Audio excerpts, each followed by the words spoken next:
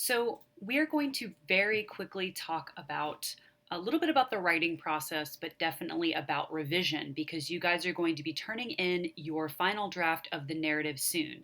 So, as you now know from reading, first drafts can be bad. They often are bad, but it doesn't mean you're a bad person. You're 100% normal. It also doesn't mean you're stupid. When people say, I'm not good at writing, everyone struggles with writing except for like 0.02% of the population who are just born geniuses. Writing is one of the most difficult things. And I'm going to quickly give you an example. My dad is a now retired professor. He worked for 40 years and he worked in music education. And he's trying to publish something that he wrote quite a while ago. And he sent it to me to look at. And I'll just show you this is someone who's been writing for literally decades.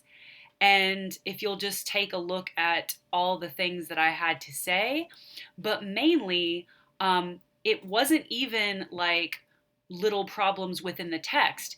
It was actually more like beginning suggestions for how to organize the information. I think that what he had on paper was good information, but the organization was a little bad, in my opinion. And I didn't think that that means he's stupid because obviously he's very smart. But I had a lot to say about the way he began all of that. And I would ask questions about, I would say things like, I would take the section from the draft that presents the background and put it here. So I had a lot of ideas about how to reorganize what he did. And I did make some little, if you see the red, that's track changes within it.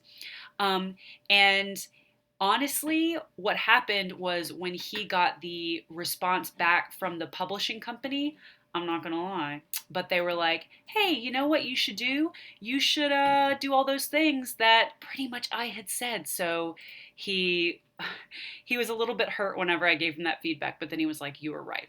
I'm not saying that I'm the smartest. I'm saying that really smart people have to redo their drafts, but it doesn't mean that it's bad.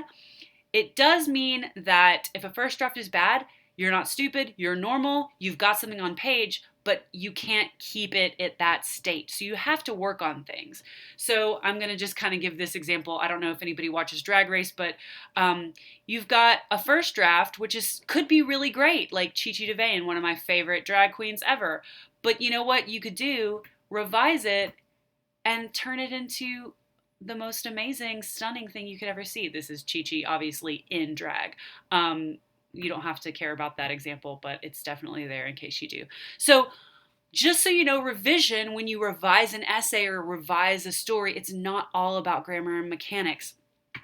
I want you guys to focus on global revision. So, exactly what I was showing my dad, he needed to change the structure of what he was writing. He maybe needed to change some of the examples. One of the examples wasn't working, he needed to use a different one. So, your global revision is all of these larger things that you need to think about. Local revision is more of what you guys think of when you think of peer review. Your punctuation's no good, you had a typo here. You do need to think about that, but I would focus on global revision for this particular revision that you're working on, and we can talk about that more in the future.